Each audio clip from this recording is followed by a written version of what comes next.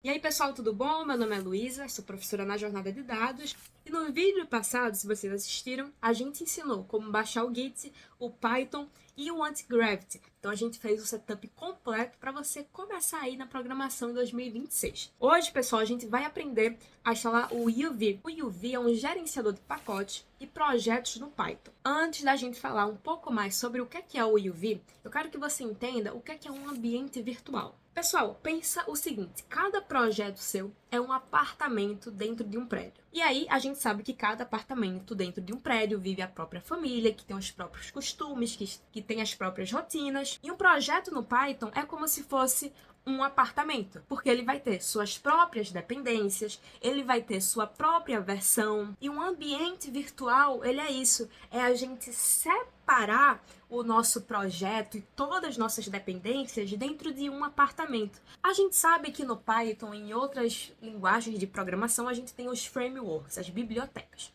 que aí quando a gente instala são dependências. Agora pensa assim, pensa que o síndico do prédio, ele instalou uma biblioteca não para um prédio específico, mas para o apartamento inteiro.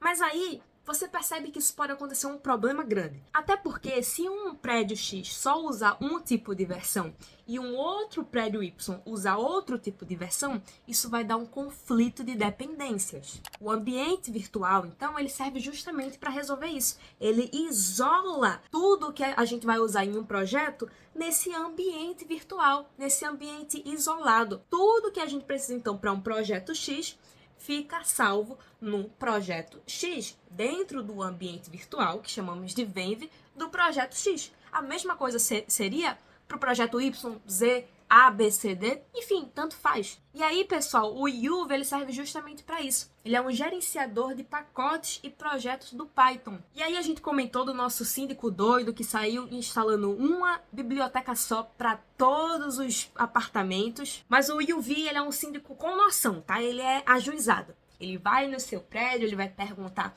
quais são as bibliotecas que você quer baixar, ele vai baixar só elas, ele vai fazer todo esse gerenciamento para você. Então agora eu vou aqui para o computador para a gente aprender a baixar o UV e usar ele em um projeto. Então, bora lá. Então, pessoal, eu tô aqui na documentação do UV, eu recomendo, inclusive, que você leia. Ela é bem simples de entender, não é aquelas documentações difíceis e chatas. E aí, pessoal, pra gente fazer a instalação, é o seguinte, se você tá no Mac ou no Linux, você roda aqui esse comando no seu terminal. Como a gente tá no Windows, eu vou aqui vir na parte do Windows, vou copiar esse comando aqui, pessoal, e vou abrir o meu PowerShell. Você pode abrir aí o seu prompt de comando, né, seu Windows PowerShell, o que você quiser, e aí você cola esse comando, e aí a gente pode instalar aqui, pessoal. É bem simples, vocês vão ver que vai ser bem rápido. Tá começando a baixar e pronto, ele já instalou pra gente. E aí agora a gente vai ter que fechar o nosso PowerShell para ele, né, atualizar e entender que a gente de fato baixou o UV. E aqui depois ele fala como é que a gente pode usar nos projetos. É o seguinte, pessoal, quando a gente vai iniciar um projeto, o que é que a gente geralmente faz? A gente vai lá, cria uma pasta, né, então eu vou chamar aqui de novo projeto, e aí a gente começa a trabalhar dentro dessa pasta daqui. Então eu vou lá no meu Anti-Gravity, vou aqui em File, Open Folder e vou abrir essa pasta Novo Projeto. E a partir daqui, né, depois que a gente abrir essa pasta, a gente começaria a escrever o nosso código. Se a gente fosse instalar bibliotecas, a gente ia fazer um pip install e ia instalar uma biblioteca. Mas como é que a gente pode fazer isso com o UV? Primeiramente, a gente vai inicializar um projeto com o UV. E para você fazer isso, você vem aqui no seu terminal, aqui ó, no Ctrl mais J, você pode clicar aqui em cima. E aí, aqui você vai dar um UV init e você vai pressionar OK. E veja o que vai acontecer agora. Deixa eu até subir aqui. E ver que ele inicializou um novo projeto e ele criou todas essas coisas aqui, pessoal. Primeira coisa aqui, git ignore. Quando a gente geralmente cria um projeto, né, a gente vai subir ele no GitHub. Como a gente falou no vídeo passado, o Git, né, ele é a ferramenta de controle de versão, enquanto o GitHub, ele hospeda esses repositórios que a gente cria com o Git. Então, ele é uma plataforma na nuvem que vai usar para a gente poder hospedar e compartilhar esses repositórios. Só que aí, nem sempre é bom e recomendado subir tudo que criamos para o nosso GitHub, né, para o nosso repositório. Então, a gente tem um arquivo chamado .gitignore que é justamente arquivos, né, e pasta que o Git vai ignorar quando você inicializar um repositório. Então ele tem aqui alguns que por padrão ele já ignora, né? Não tem para que você subir isso. Depois a gente tem aqui o .python version, que é a nossa versão que estamos usando no Python. A gente tem um main.py, que é um arquivo main do Python mesmo, que ele cria aqui como um exemplo. A gente tem um pyproject.toml, que aqui, pessoal, basicamente é uma ficha técnica do nosso projeto, tá? Ele diz o nome do nosso projeto, a versão, a descrição. A gente tem um readme, né, que é o arquivo, esse daqui, que é esse arquivo aqui que ele tá. A gente tem a versão do Python, a gente tem as nossas dependências, que por enquanto não tem nenhuma. Então ele centraliza pra gente todas as configurações nesse arquivo daqui, tá bom? E aí é o seguinte, como é que a gente pode criar com UV um ambiente virtual e como a gente pode também estar instalando bibliotecas com UV. Então eu vou voltar aqui, vou abrir meu terminal de novo e aqui dentro eu vou escrever UV Venv e vou dar um OK. Veja aqui que ele já criou a pasta .venv. E se você perceber, essa pastinha ela tá meio cinza, né? Ela tá meio com a opacidade baixa, porque ela tá dentro do Git ignore. Se eu tirar ela aqui, ó, vê que a corzinha dela vai voltar ao normal, porque ela voltou a ser rastreada, né? O Git voltou a ver ela como um arquivo que vai ser inicializado. Mas a gente não vai fazer isso. Mas sim, continuando. E aí, para você ativar o seu ambiente virtual, você pode fazer isso de 3 formas, tá? Eu vou estar mostrando as 3 para você. A primeira é pelo PowerShell, você vai escrever esse comando aqui e você vai dar um OK.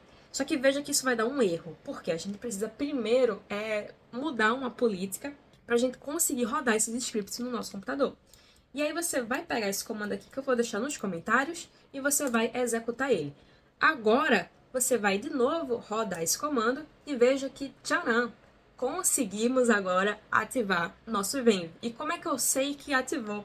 Porque aqui, ó, entre parênteses, está o nome do nosso projeto. Isso significa que a gente conseguiu sim ativar o nosso ambiente virtual. E aí, para você sair, né, do seu ambiente virtual, é só você dar um deactivate. E você já saiu. Veja até que ele não está mais entre parênteses com o nome do nosso projeto. E agora eu quero mostrar para vocês como fazer isso pelo Git Bash, tá, pessoal? É só você dar um source .venv, tracinho normal agora, e scripts, tracinho activate. E veja que aqui agora eu já entrei no nosso ambiente virtual. E por fim, como que a gente pode inicializar pelo prompt de comando, que também é bem tranquilo, é só você rodar esse comando aqui, pessoal. .venv, /scripts, /activate, dá um OK e pronto. Ah, no caso a gente já estava nele, né? Então deixa eu desativar aqui. Vou rodar de novo e taran, funcionou. Então, ok. Aprendemos a como entrar no nosso ambiente virtual. Agora, o que a gente quer fazer é o seguinte. A gente quer adicionar bibliotecas ao nosso projeto. Como que a gente faz isso? A gente dá um uv add e escreve o nome da biblioteca que a gente quer. Por exemplo, pandas. E vê, pessoal, a rapidez que ele vai instalar tudo. Além de instalar o pandas, ele vai instalar todas as dependências que o pandas depende também. E agora ele baixou pra gente, ele mostra, né, todas as bibliotecas que foram baixadas.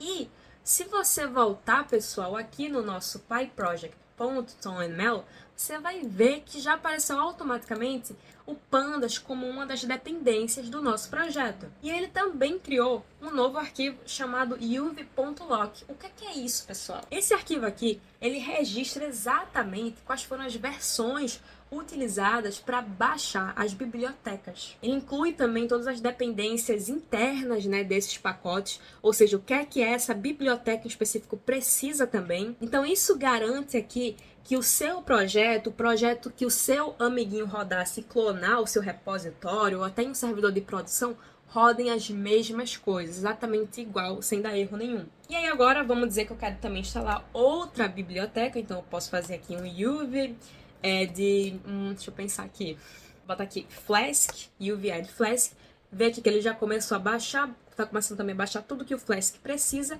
e pronto. Se a gente voltar aqui no nosso pyproject.toml, a gente vê aqui que ele também botou a dependência, né, do Flask que ele acabou de baixar. E aí se a gente quisesse remover uma dependência, né, uma biblioteca, é muito simples também. É só você fazer um uv remove e você escrever o nome da sua biblioteca que você quer remover. No caso aqui é o Flask, e você vê aqui que ele já desinstalou, né, essa dependência, e aí se a gente voltar aqui para o nosso projeto, ele também já mudou isso automaticamente. Outra coisa que a gente poderia fazer também é só chegar aqui e tirar uma dependência, e aí depois, pessoal, a gente vai lá no nosso terminal, e aqui no nosso terminal a gente vai escrever um UV sync para ele conseguir, né, fazer todas essas mudanças que a gente fez e sincronizar elas, e depois um UV lock. E agora é o seguinte, se eu quero também trocar a versão do meu Python, como é que eu posso fazer isso? A gente tem duas formas. A gente pode só chegar aqui, pessoal, e escrever, sei lá, eu quero baixar a versão 3.11. Então, além de eu mudar aqui, eu também vou mudar no meu Python version, vou botar 3.11, na verdade eu vou botar 3.12, bota aqui 3.12. E aí vamos dizer que eu quero instalar novamente o Pandas. Então eu vou vir aqui, agora eu vou dar um UV add Pandas. E aqui ele vai reconhecer, né, que eu estou fazendo o download da versão 3.12 do Python, então ele começou a instalar aqui no meu computador. E agora você vê que ele removeu o meu ambiente virtual antigo, criou um novo ambiente virtual e já está instalando todas as dependências necessárias de novo. Então vê como isso é prático e como isso é rápido. E aqui ele já instalou novamente, pessoal, a gente já pode ver que a dependência está aqui e o meu UV Lock também já está todo preenchidinho aqui, né? E aí, se eu quiser baixar uma versão do Python para um ambiente virtual específico, como é que eu posso fazer? Eu posso vir aqui, eu tô agora, pessoal, pelo Bash, tá? Só você vir aqui nesse maisinho e trocar de terminal para o que você quiser. Só tô mostrando de outras formas. E aí você bota aqui um UV, venv, tracinho Python e a versão que você quer baixar. Por exemplo, 3.13. Ele vai começar aqui a fazer a instalação. Agora ele está instalando para o ambiente virtual. E você vê aqui que ele diz que já tem um ambiente virtual existente. Se eu quero criar outro, eu vou dizer que sim e ok, pessoal. Só que agora é o seguinte, vamos ativar esse nosso ambiente virtual, né? Vou dar aqui um venv scripts. Lembra que esse modo aqui da gente ativar é diferente, porque eu estou ativando pelo Git Bash. Ativei aqui, mas perceba que a versão ainda está 3.12. Tá aqui. Como é que a gente muda isso? Vamos lá no nosso terminal e a gente escreve UV Python pin e a versão que a gente baixou. Então agora ele já fez a mudança aqui. E aí, pessoal, agora como é que a gente pode rodar arquivos Python pelo UV? É bem simples também. A gente pode vir aqui tanto rodar, né? Normalmente, vindo aqui em cima e clicando em Run Python File, e você vai ver que ele vai rodar aqui pra gente. Ou você pode vir aqui dar um UV run main.py, que é o arquivo que eu quero rodar, e você vê aqui que ele roda também. Então, pessoal, basicamente é isso. Isso aqui é um guia rápido para você aprender a usar o UV. Como eu disse, leiam a documentação também, ela é bem explicativa, bem fácil de entender. Recomendo muito você usar isso aqui nos seus projetos, tá bom? E eu espero que tenha dado para entender tudo aqui no vídeo. Se ficou alguma dúvida, você pode escrever aqui nos comentários que eu vou estar respondendo, beleza?